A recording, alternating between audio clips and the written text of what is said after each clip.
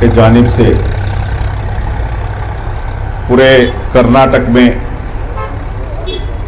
We the people of India ಭಾರತೀಯರಾದ ನಾವು worker जो हमारे रिपब्लिक डे का सेलिब्रेशन तमाम कर्नाटका स्टेट में हर गांव में पार्टी बना लेकर है।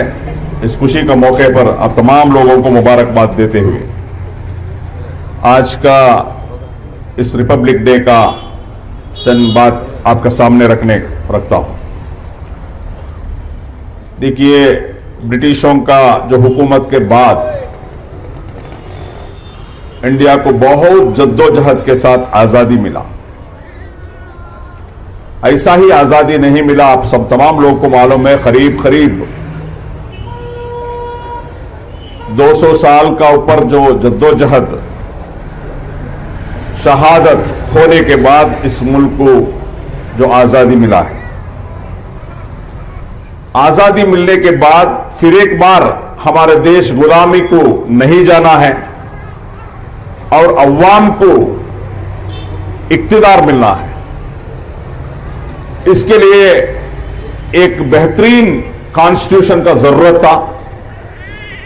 उस कॉन्स्टिट्यूशन को डॉक्टर बाबा साहेब अंबेडकर साहब ने हम लोगों को दिया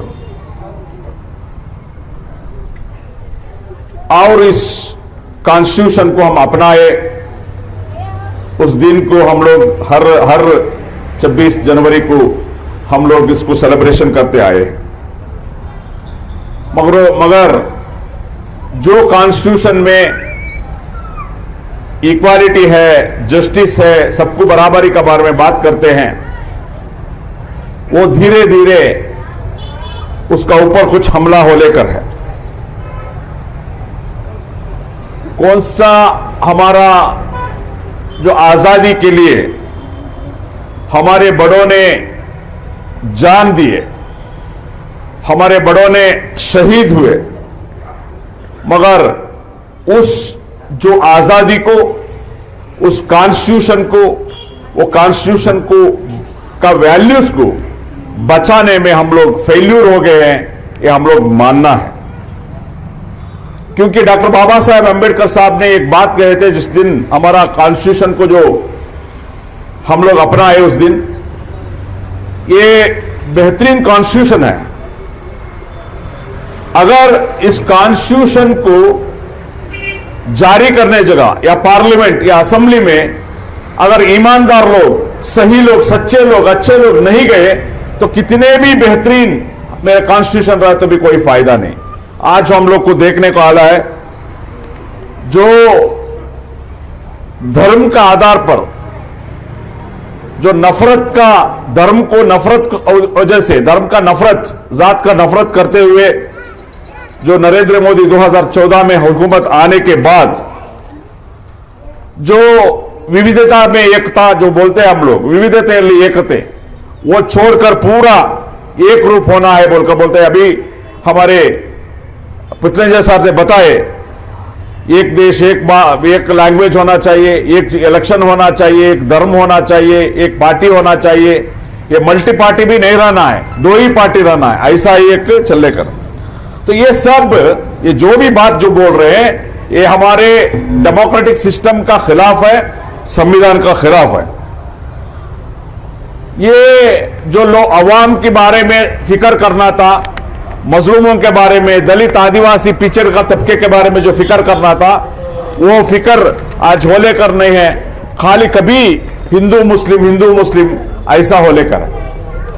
करीब 6 महीने से ऊपर हो गया जो मणिपुर में जो परेशानी हो लेकर है, क्रिश्चियनों का ऊपर जो जुल्म हो लेकर है, नाइंसाफी हो लेकर, हर दिन कत्ले आम हो लेकर है, उसने का रोकने का बात नहीं करते। नरेंद्र मोदी जी एक बार भी विजिट नहीं करे वहां, एक प्रधानमंत्री होकर, इतना सब होने के बावजूद वो उसमें बिजी नहीं है। एक राम मंदिर का इनाग्रेशन में 11 दिन रोजा रखने में बिजी है। हमारे इंडिया के लोग मर रहे रोज, उसके बारे में कोई फिक्र नहीं है। दलितों के ऊपर, आदिवासियों के ऊपर बहुत सारे जुल्म हो लेकर है। दलितों के ऊपर एक दिन में 140 जुल्म का हिसाब आलेकर है, और वो हर साल में 10% बढ़ रहा है। अभी वो क्या हो रहा है, 13%, हर साल 13% बढ़ लेकर है। उसके साथ माइनॉरिटीज, मुसलमान माइनॉरिटीज के ऊपर तो बोल नहीं सकते, दलितों से ज्यादा जुल्म नाइंसाफी हो लेकर है। कम से कम दलित तो बोलने का जो थोड़ा कुछ करते हैं, मुसलमानों को बोल नहीं सकते। ऐसा कुछ इंसाफ के बारे में बात करें तो बुलडोजर चलाया जाता है। ये तमाम चीजें अभी हम लोग देखें कैसा इस देश का 20 करोड़ मुसलमानों के ऊपर जो हमला हुआ, जो बाबरी मस्जिद का शहादत 40 को 50 साल, 450 साल जो इबादत किया हुआ, सजदा किया हुआ मस्जिद को गिराए और उसमें मंदिर बनाए। जब मस्जिद गिराए उस टाइम का प्रधानमंत्री नरसिम्हा राव ने इस देश के लिए एक वादा किए थे, क्योंकि आजकल ऐसा हो रहा है, अगर बाबरी मस्जिद के बारे में बात करें तो वो गलत है। हमारे कचर लोग बोलते हैं, क्यों भाई वो उठाते हैं? ये नाइंसाफी वाले करे मस्जिद, ये धर्म के बारे में भाई नहीं बात कर रहे हम लोग। 450 साल इबादत किया हुआ बाबरी मस्जिद को शहादत कर उधर तो मंदिर जो बनाया गया, हालांकि सुप्रीम कोर्ट का बताते हैं, सुप्रीम कोर्ट ने क्या बताया, साफ बताया सुप्रीम कोर्ट, कोई मंदिर तोड़ के, कोई राम मंदिर तोड़ के उधर मस्जिद नहीं बनाया गया। सुप्रीम कोर्ट का जजमेंट, सुप्रीम कोर्ट का जजमेंट, कोई राम मंदिर तोड़ के उधर मस्जिद नहीं बनाया गया, वैसा कोई भी सबूत नहीं है, सुप्रीम कोर्ट ने बोला। दूसरा सुप्रीम कोर्ट ने बोला जो 1949 में रामलल्ला का जो विग्रह जो रखा गया वो गलत तरीके था, वो नाइंसाफी था, वो इनजस्टिस था। उसके बाद 1902 में जो शहादत हुआ, ये हीनियस क्राइम, बहुत बड़ा जो जुल्म है बताए, ये सब सुप्रीम कोर्ट ने बताया। आस्था के बुनियाद पर आज उनको जगह उनको दिया गया। जुडिशियल सिस्टम को बहुत अफसोस होता है।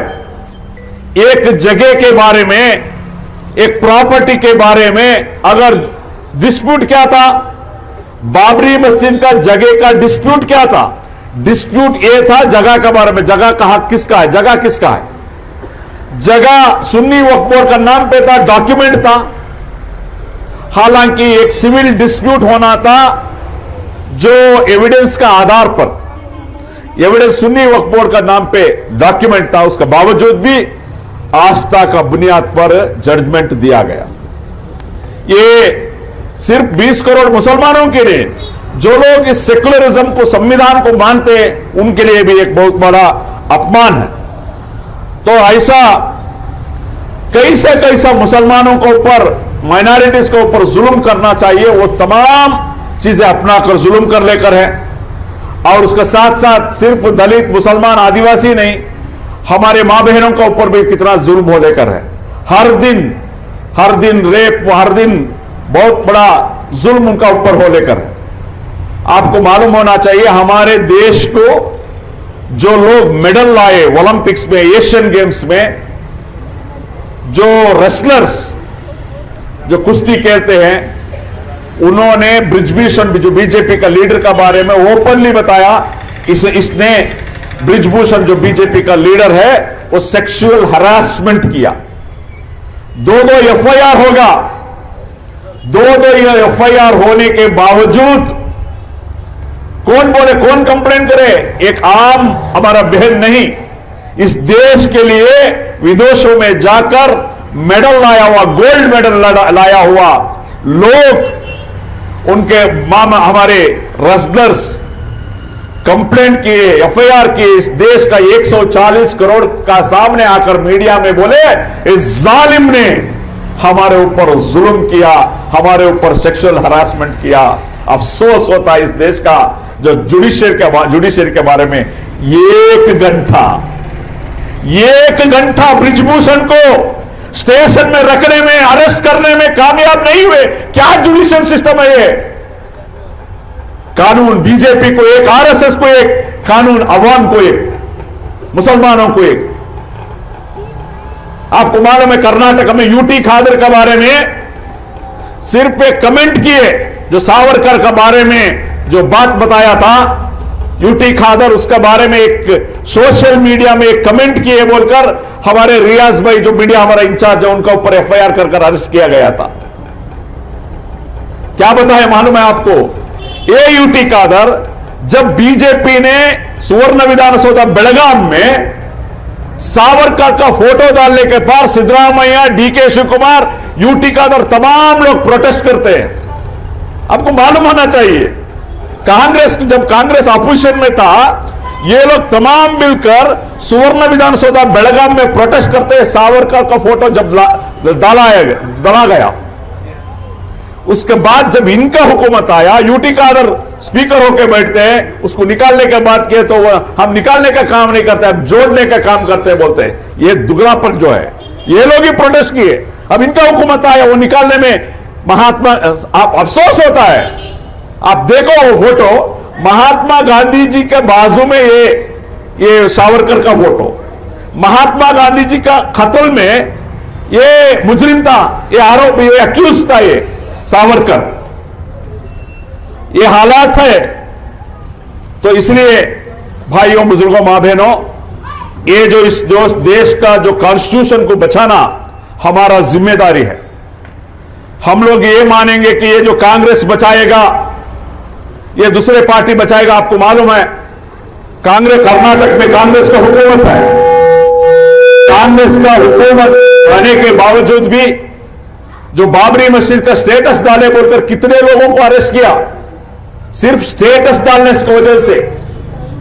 और एक साइड प्रभाकर भट्ट जैसा, अनंत कुमार जैसा आदमी भड़काऊ भाषण दिया, मस्जिदों को गिरा तो बोलकर बोला, उसका बावजूद भी उसका अरेस्ट नहीं है। कौन कर रहा है? बीजेपी नहीं, आरएसएस का हुकूमत नहीं, कांग्रेस का हुकूमत मोहल्ले करे। टू बी रिजर्वेशन लाने का बात करे, अभी तक बात नहीं है। हिजाब का बात अभी तक नहीं है। ये तमाम चीजें हैं। तो इसलिए हम लोग इस देश का कॉन्स्टिट्यूशन को, सेकुलरिज्म को बचाना, वो कांग्रेस बचाएगा, हम ना और दूसरा कोई पॉलिटिकल पार्टी बचाएगा बोले तो ये नहीं होने वाला है, हो नहीं सकता। क्योंकि कल तक जेडीएस क्या था आपको मालूम है, आज काम पर है जेडीएस का। ऐसा ही कांग्रेस, ऐसा ही है, कांग्रेस भी ऐसा ही सॉफ्ट हिंदुत्व लेके जाएगा। अगर हम लोग यही पार्टियों को भरोसा कर लेकर जाएंगे तो बर्बाद हो जाएगा हमारा नस्ल। तो इसलिए एसडीपी ये कमिटेड पॉलिटिकल पार्टी इस देश का संविधान बचाने के लिए, इस देश का सेकुलरिज्म को बचाने के लिए, इस देश का अमन को बचाने के लिए जो जद्दोजहद कर रहा है, इस पार्टी को सब लोग मिलकर इस देश का कॉन्स्टिट्यूशन को, इस देश का सेकुलरिज्म को बचाने का एक अहद लेकर हम लोग आज जाएंगे बोलकर इस संदेश देते हुए मैं अपना बात खत्म करता हूं। शुक्रिया। जय हिंद, जय इंडिया।